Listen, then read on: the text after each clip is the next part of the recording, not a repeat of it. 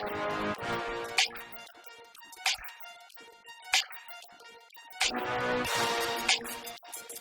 everybody. This is the June episode of the podcast Think Global.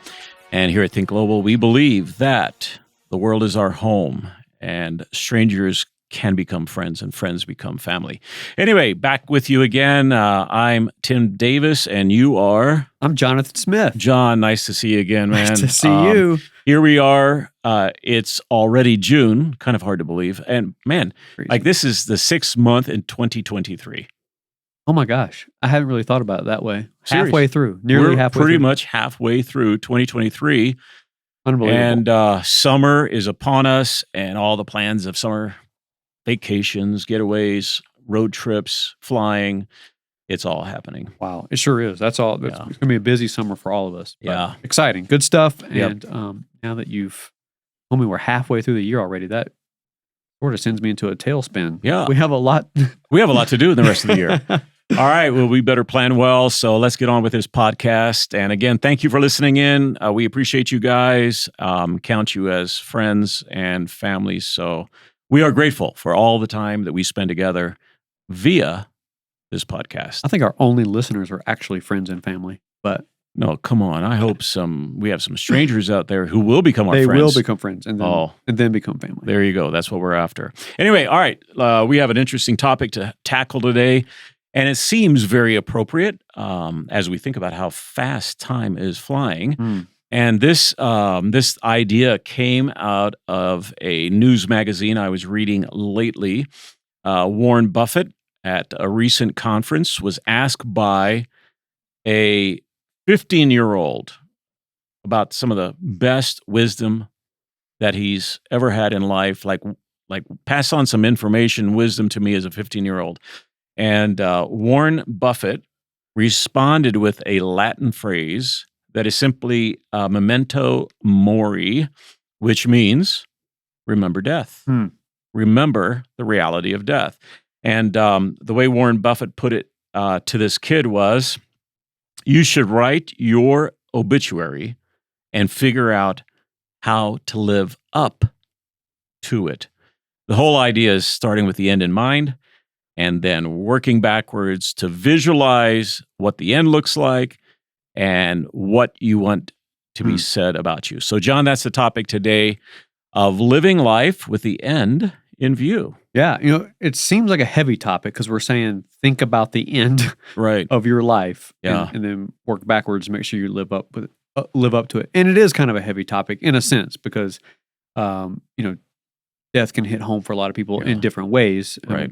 People are walking through a lot of different circumstances that we might be unaware of, but we do want to figure out how do we live our life in such a way that by the time we get to the end of it, there are no regrets and we've lived up to what we were hoping to aspire. And Warren Buffett's not the only person to ever say that, and that's what you and I were talking about as we planned this. Was that's not unique to Warren Buffett, but what I find is that it is common among people who've lived a lot of life and who have seen success, whatever that. Sometimes monetary success, sometimes philanthropic success, sometimes influential success, but whatever, they've seen success, and that would be one of their takeaways. Is I looked at what I wanted to be remembered by, and I reverse engineered my life to fulfill that. Right.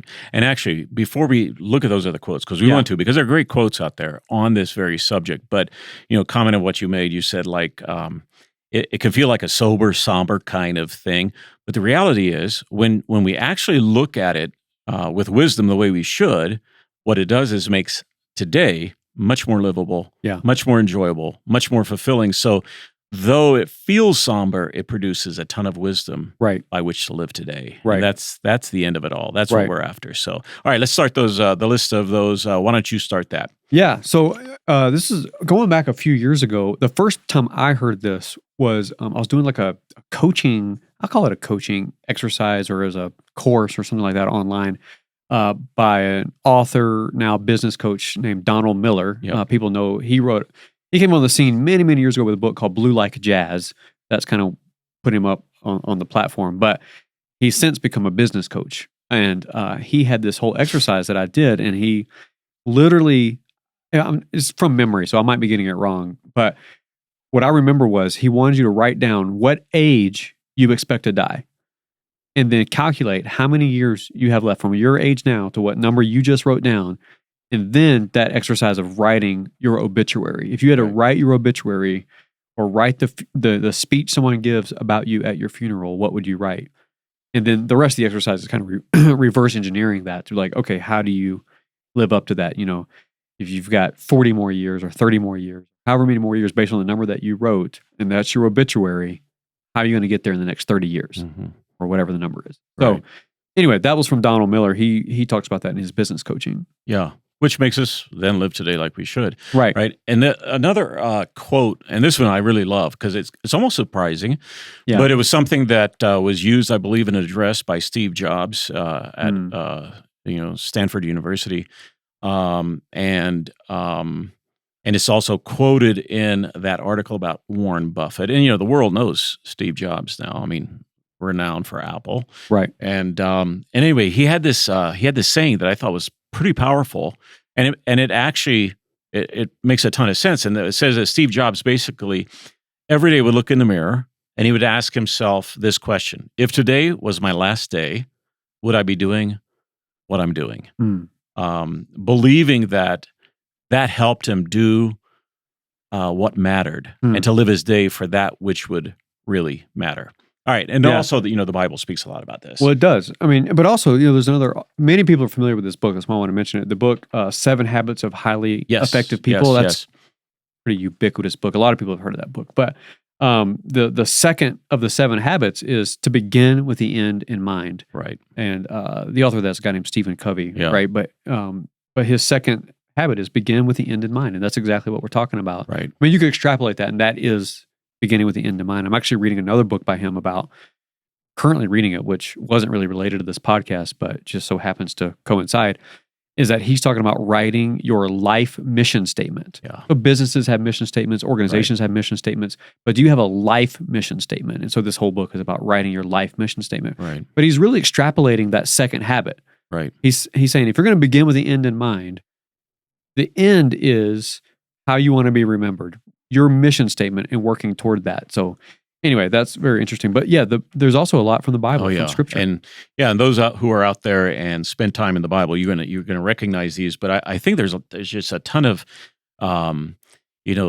information here just to contemplate and think about. But one of them I really appreciate, and that is from Psalm 90, verse 12, where one translation puts it this way: "Teach us to realize the brevity of life." And I think that's the whole point, is like, life is short. We want to understand the brevity of life. And if life is brief, and we know it is, again, we talked about the fact that it's already the 6th month of 2023, time is flying by. Your little baby is now a little toddler, and I'm no longer just a parent of children. I'm a grandparent of grandchildren. I mean, time flies by quickly, and we all agree with that. And so that's what Psalm 90 is teaching, is that life is brief, and we need to understand that, and we need to realize that. One of my favorite texts on this from the Bible comes from Ecclesiastes chapter 7, verse 2. I love one of the translations that render it this way: "It is better to go to a house of mourning than to go to a house of feasting, for death is the destiny of everyone, and the living should take this to heart." Or, as the Message puts it, is this way: "You learn more at a funeral than at a feast. After all, that's where we'll end up. We might discover something from it." I love that. Like, it's better to be in a place of soberness and somberness, the end of life, because it makes us learn like what life is all about. Often at a feast, you're not even thinking about tomorrow. Right. It's just for the moment. And that's why the writer of Ecclesiastes, wisdom, which is what that means, says it's better to go to a funeral than to go to a party. Wow. Which is kind of cool. Yeah. I love that. Yeah. Anyway. All right, we move on to some research that's been done in this area. Yeah, because Warren Buffett didn't come up with it, and we certainly didn't. That's right. Think all these great things. I mean, I'm smarter than I look, but you are. I don't. I agree with you, John. No, but there is some research around this topic and how it actually aids in thinking about life and and living life today with the most fulfillment because Right. you're thinking with the end in mind. So to Let's say. talk But- about the comfort crisis on this, because you and I both did a podcast on the comfort crisis. Yeah, that was a while back. Yes. If anybody wants to Great book. dig through the archives and find that Yeah. podcast episode. But there is a book called The Comfort Crisis by Michael Easter. Yes. And gosh, we did that, 8 months ago? Yeah. About a year ago, probably, Right. close to it. But anyway, he, just for brief context on this particular part, you have to read the whole book, but he visited Bhutan, Yes. which is known as one of the happiest cultures in the world, Yes. happiest countries in the world. But he visited there, and he visited some, is it Bhutanese? Bhutan Yeah. Buddhists. Yeah. It's a mouthful. I have to slow down to say Yeah. that. So, some Buddhists in Bhutan. Yeah. That's a better way to say it. And he just learned from them of why are they so happy, and basically they keep death at the forefront of their minds. Right. I thought that was so interesting that, Right. what do they talk about? That they know a cliff is coming, Right. and they keep that cliff in mind, and that's how they live their days, knowing there's a cliff That's coming. right. That's right. And we tend to be the opposite. We Yeah. avoid the cliff, even thoughts of the cliff, and we end up buying insurance to protect us from the cliff. And yet, a part of what helps them in their living is realizing the end is coming. Hmm. How do I live now? Yeah. So it's just it's a cultural thing they do. It's who they are in their religion. Yeah. But it's a basic point of life, and that is thinking about death helps us. And I love the points by David Brooks in his book, The Road to Character. And I love this contrast. He says the resume virtues. Speaking about a resume, that's Yeah. this life. The resume virtues are the ones you list on your resume, the skills that you bring to the job market, and that contribute to external success. So he looks at that Yeah. very temporary, very here and now kind of resume, and he contrasts it with the eulogy virtues. Hmm. He says the eulogy virtues are deeper.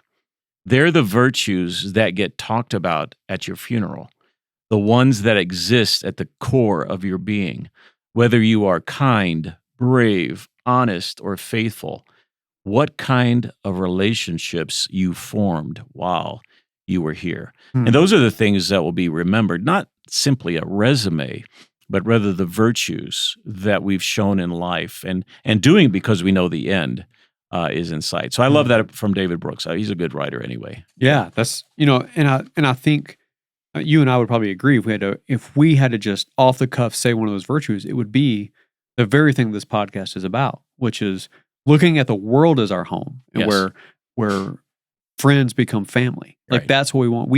I want to end my life and feel like I have been a part of a global community Right. where these people in these cultures, they were once strangers, but I learned their culture. We shared some commonality, and they became friends. Right. And over time, they became family. And I Right. think I didn't know that was going to be a virtue 20 years ago, maybe even 15 years ago. Right. But at this point, I'm like, that's one thing I want. Right. I want to be known by is that I was a part of a global community of friends and family. Right.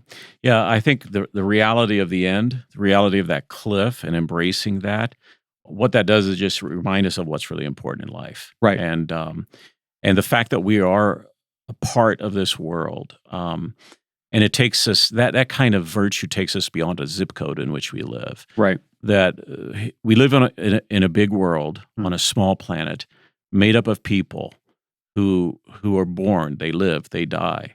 And our investment in that world, our investment in those people really does matter. Hmm. Just this past weekend, as we wrap this up, John, just this past weekend, we heard the news of the passing of someone who really has had a lot of influence in the lives of so many people. And I know in my life and in your life as well. We've read his books. Mhm. We've talked about his the quotes that he has. And he's been a very significant man in our world. His name is Tim Keller. And that it was a sad moment to realize that Tim Keller had passed away Mhm. after such a very meaningful, impactful life and legacy that he leaves behind. And as I went to Google, did some searches on it, came up some very fascinating stuff, things that I thought was pretty incredible. One of the things he said to a friend in an email as he was writing, he was talking about the diagnosis of pancreatic cancer, talking about the fact of the reality now that time was very brief. There was a limited amount of time left. There was something he said in that email that I thought was very profound, and it was this. He wrote to this friend, but with this diagnosis, basically with a diagnosis of death, I finally have complete freedom, which I thought was like profound. Like most of us, the diagnosis of cancer or of dying creates panic or so many other different responses emotionally. And it's challenging, it's tough. And we don't want to undermine that or diminish that because it is real and it's very challenging. But just the fact that here's this guy who wrote this, that I have found finally complete freedom. And what he meant by that is he goes on to say, I can say no to everything now.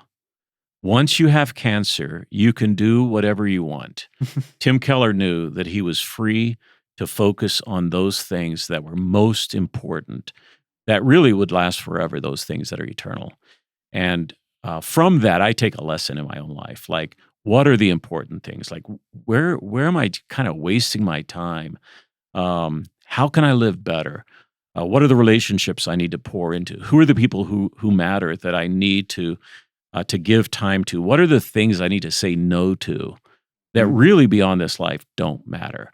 And so I was profoundly impacted by that. And this writer says that Tim, in these last few months, has been fully alive, even though daily dying with cancer. So anyway, it's just very profound. And that all together with what Warren Buffett said to this 15-year-old, what Steve Jobs would ask himself of when he looked at the mirror, like, if this was my last day on planet Earth, is this what I would be doing?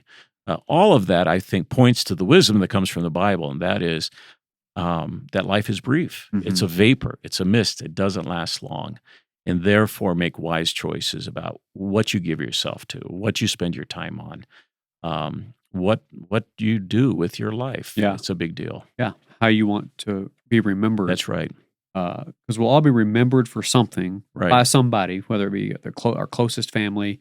Not everybody's going to be remembered globally like a guy like Tim Keller, but Right. we're all remembered by somebody. But Yeah. so how do you want to be remembered? And I think those eulogy virtues are what you're Right. after.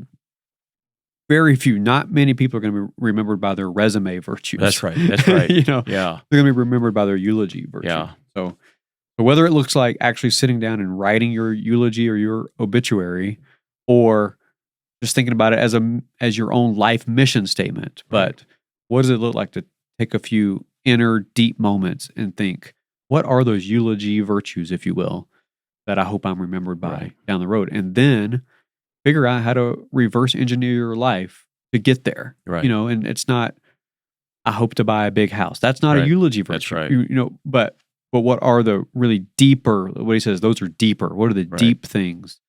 And figure out how to aim your life toward those things. And Right. as Michael Easter points out, those people end up living the happiest. Right. Or Buffett points Yeah. that out. Steve Jobs points that out. You know, Yeah. So it's a good thing. Yep. It's a very good It's a thing. great thing. Hey, you know what it just reminded me of? Sure. Yesterday, I got a resume from someone, Uh-huh. and they brought the resume covered in a folder. And that's actually what resumes are all about, covering them in a folder and just, that's it. Whereas the virtues of life are what's seen, what people experience, the kindness of people, the virtues that come out of individuals of caring and of giving generously Yeah. and things that really matter. Yeah. And that's what this is all about. Yeah. And then, and that's actually, you read a lot of articles about Tim Keller, and I did as well.